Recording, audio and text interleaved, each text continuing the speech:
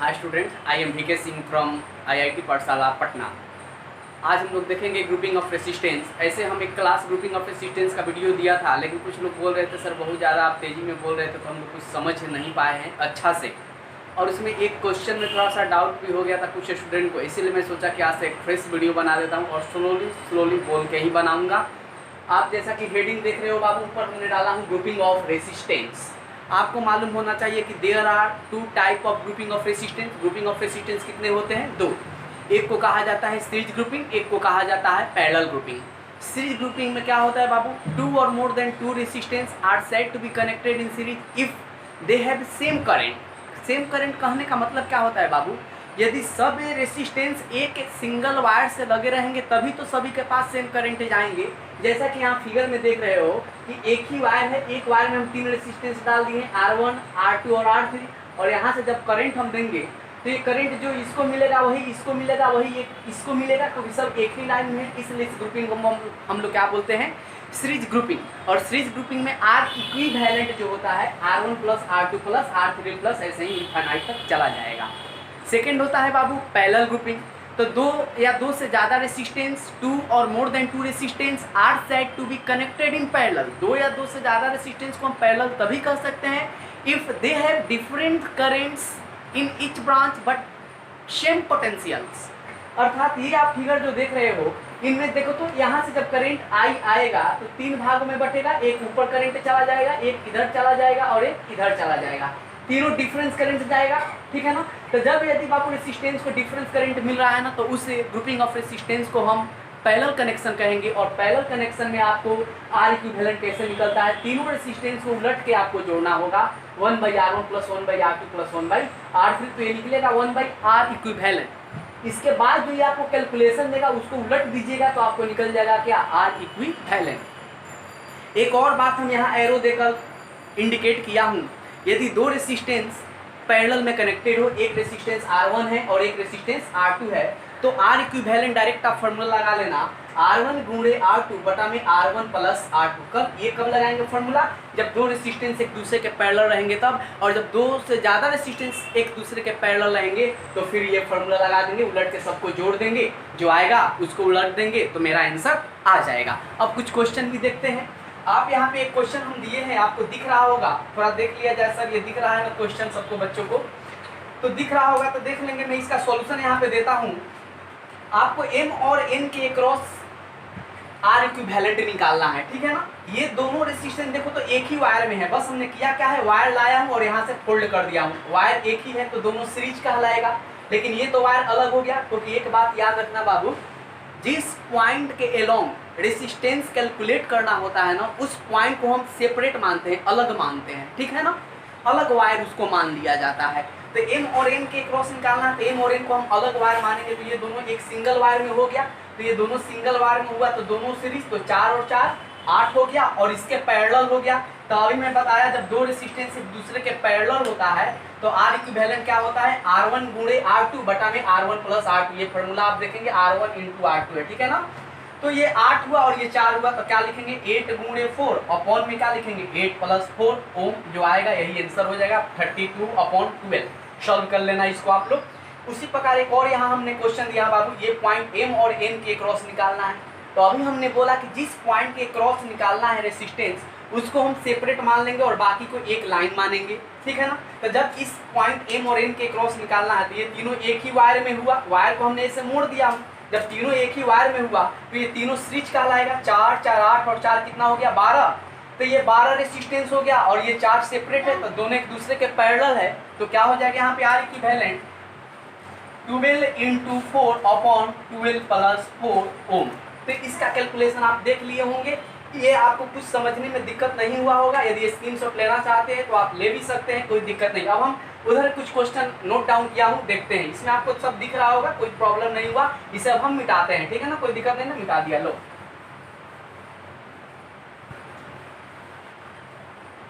अब हम देखते हैं इस क्वेश्चन। देखो ये व्हीटस्टोन ब्रिज होता है, आप पढ़ेंगे करंट इलेक्ट्रिसिटी में एक टॉपिक व्हीटस्टोन ब्रिज।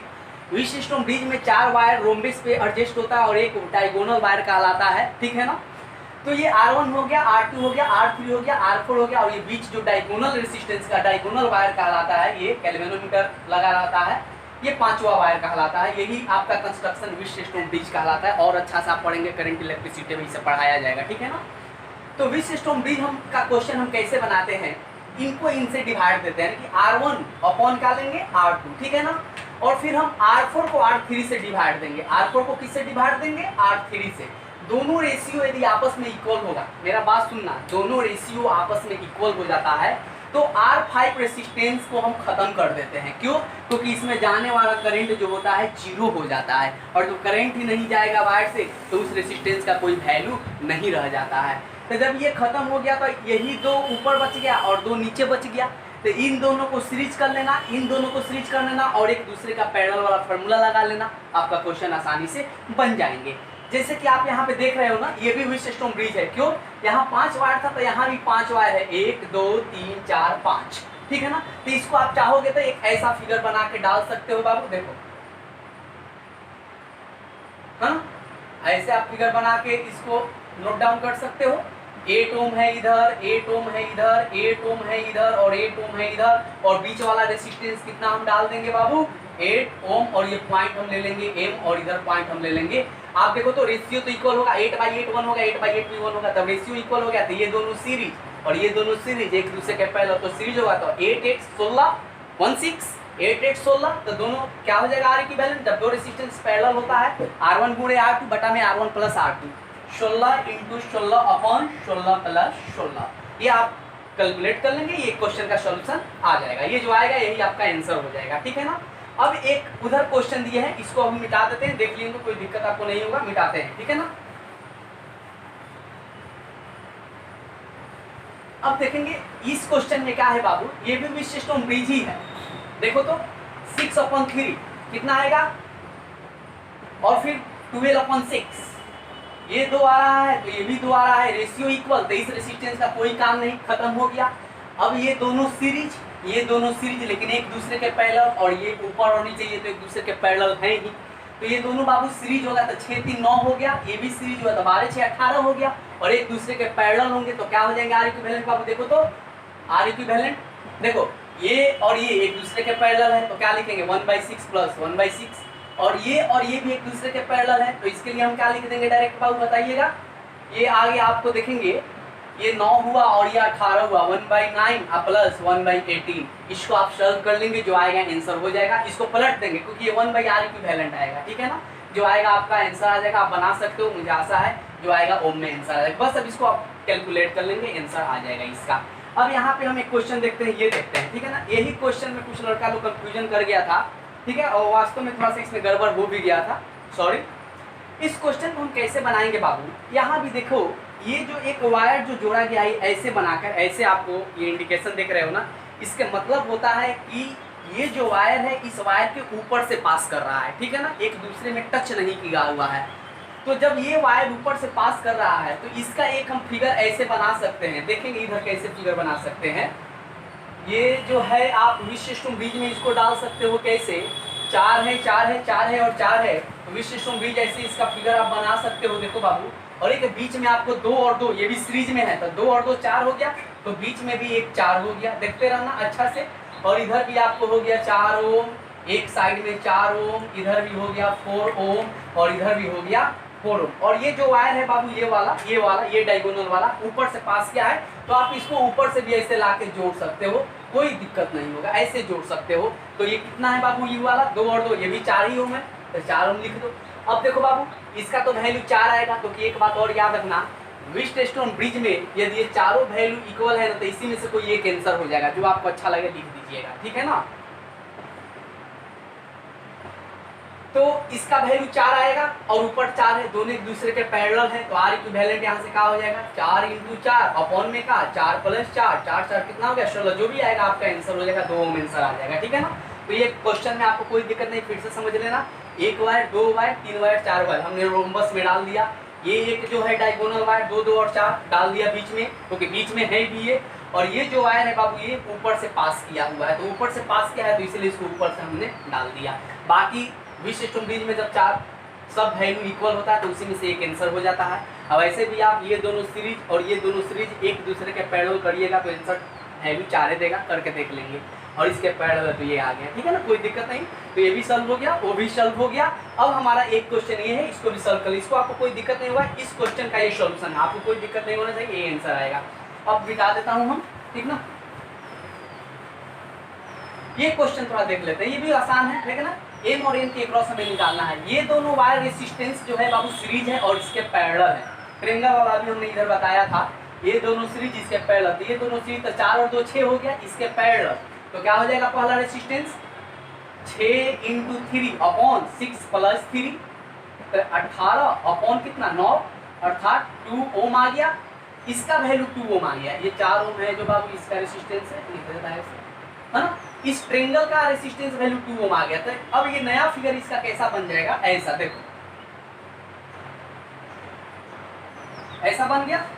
एम है और इधर हम क्या लिखेंगे, एल लिखेंगे। यहाँ भी एक रेसिस्टेंस है तो इधर है 2 ओम है, साइड में भी आपका 2 ओम है, और ये जो वैल्यू आया ये भी तो ये ट्रेंगल का जो वैल्यू आया 2 ओम आया। अब देखेंगे ये तीनों रेसिस्टेंस एक दूसरे के सीरीज में है तो आर इक्विवेलेंट क्या हो जाएगा 2 + 2 + 2 अर्थात कितना आ गया 6 ओम आ गया। तो इस क्वेश्चन में सॉल्व देखने में आपको कोई दिक्कत नहीं होगा। एक और क्वेश्चन हम थोड़ा बता देते हैं इनफाइनाइट वाला, ठीक है ना। तो एक और क्वेश्चन है बाबू, यहाँ पे देखा जाए, ये आपको क्वेश्चन कभी कभी पूछ देता है वो, ठीक है ना। ये रेसिस्टेंस तीनों एक दूसरे के सीरीज में है या पैरेलल में, यही कंफ्यूजन करता है। तो आप समझ ले बाबू, यहाँ से यहाँ सर्किट अलग हो रहा है, यहाँ से यहाँ अलग हो रहा है, और यहाँ से यहाँ भी अलग हो रहा है, अर्थात तीनों रेसिस्टेंस एक दूसरे के बाबू पैरेलल है, सीरीज नहीं है। तो जब तीनों एक दूसरे के बाबू पैरेलल है तो 1/r इक्विवेलेंट हम यहाँ क्या लिखेंगे बाबू 1/r + 1/r + 1/r अर्थात 3/r लिख देंगे बाबू, अर्थात r इक्विवेलेंट का होगा पलट देंगे r/3 हो जाएगा, ये है आंसर। एक बाबू क्वेश्चन ऐसा आता है आपको इनफाइनाइट रेसिस्टेंस ऑफ ग्रुपिंग, ठीक है ना। यहाँ पे देख रहे हैं R है, R है, R है, R है, R है और ये R है और ये इनफाइनाइट में इंक्रीज करते जा रहा है। तो कितना इंक्रीज करेगा ये तो मालूम नहीं है, ठीक है ना। तो ये कितना इंक्रीज कर रहा है इसके लिए हम मान लेते हैं बाबू कि R तक इंक्रीज करेगा, मतलब कि इनफाइनाइट है, कहाँ तक जाएगा ये तो पता है नहीं। एक आ रहा है, एक और आ सकता है, एक और आ सकता है, इसीलिए हम मान लेते हैं बाबू कि कितना बढ़ेगा, लेट कर लेते हैं कुछ, जितना आएगा इधर का R इक्विवेलेंट उसको हमने क्या मान लिया, R मान लिया, ठीक है ना। तो अब यहाँ से R इक्विवेलेंट को हमने R माना, A और B के क्रॉस जो R इक्विवेलेंट होगा उसको हमने क्या माना, R माना, और ये जो रेसिस्टेंस इंक्रीज कर रहा है उसको भी हमने क्या मान लिया है, R। तो यहाँ R इक्विवेलेंट क्या हो जाएगा, अब देखो तो ये दोनों क्या है, एक दूसरे के पैरेलल है। तो जब ये पैरेलल होगा तो क्या हो जाएगा R × R बटा में क्या R + R। लेकिन जब ये इसके पैरेलल होगा तो इसके साथ अब सीरीज में हो जाएगा। तो सीरीज का मतलब क्या, दोनों कहीं पे जोड़ दीजिए। अब इसको आप कैलकुलेशन कर सकते हो या हम ही कर दे, देखो इसको कैलकुलेशन कैसे होगा, इसको साफ कर देता हूं इधर से। तो देखेंगे बाबू ये आपको R × R है, एलसीएम से देखो तो ये R यहाँ जाएगा तो प्लस R × R होगा, ये R × R कितना हो जाएगा R² अपॉन क्या हो जाएगा R + R, क्रॉस मल्टीप्लिकेशन करेंगे R में R से R², ये R × R, ये इधर देखते हैं R × R + R × R, देखो ना R × R कितना 2RR प्लस क्या R²। तो क्या हो जाएगा आप देखते हैं अब इक्वेशन ये कैसा आ जाएगा कि R कॉमन कुछ नहीं हो सकता है, इसको हम इधर फेंक देते हैं, ठीक है ना, कैसा है इसको हम इधर ला देते हैं तो ये R² हो गया। ये देखो तो R × R, ये प्लस 2RL इधर आएगा तो -2RL प्लस R², इधर आएगा तो -R², इसका में क्या हो गया 0। तो ये क्या हो गया बाबू R² और R -2RR minus R × R minus में क्या हो गया R² 0, ये क्वाड्रेटिक इक्वेशन में आ गया इस टर्म में R² के टर्म में, ठीक है ना। A का काम यहाँ पे कौन करेगा, R² के बगल में 1 है, B का काम कौन करेगा R, और C का काम कौन करेगा -R का स्क्वायर करेगा, ठीक है ना। अब इसको आप डिस्क्रिमिनेंट वाला फॉर्मूला जो क्लास 10th में आप लोग पढ़े होंगे -b + रूट के अंदर b² - 4ac बटा में 2 × a, ये आप पढ़े होंगे जरूर क्लास 10th में, इसका यूज करके बना सकते हो। यहाँ पे हम लिख देते हैं a के लिए आप कितना यूज करना 1 यूज करना, b के लिए आप कितना यूज करना -r यूज कर लेना, है ना, और c के लिए कितना यूज कर लेना -r² यूज कर लेना, जो आएगा यही आपका आंसर हो जाएगा। फिर से एक बार समझ लो बाबू कि ये जो है स्मॉल r है ये इंक्रीज करते जा रहा है, इन्फाइनाइट तक जा रहा है। तो इन्फाइनाइट तक कहाँ तक जाएगा उसको हम क्या मान लिए, r मान लिए। और ए बी के क्रॉस जो रेसिस्टेंस टोटल आएगा उसको R इक्विवेलेंट को हमने R मान लिया। देखो ए और बी के जो इक्विवेलेंट रेसिस्टेंस हो रहा है उसको भी हमने R ही माना, और ये जो आपको इन्फिनाइट तक चलते जा रहा है उसको भी हमने R ही माना, ठीक है ना। अब ये दोनों एक दूसरे के पैरेलल हो गए तो ये इक्वेशन लगा दिए, इसके साथ सीरीज हो गए तो प्लस कर दिए, ये जो आया कैलकुलेशन कर दिए। तो मैथमेटिक्स का काम है, आप खुद कर सकते हो, ऐसे हम कर दिए, देख लेंगे। आज के लिए इतना ही, अच्छा से वीडियो देखें, कुछ दिक्कत हो तो कमेंट जरूर करें। Okay bye, good day, now in the next class. Video देखें, अच्छा लगे तो शेयर करें और लाइक भी कर दीजिएगा। Okay, thank you.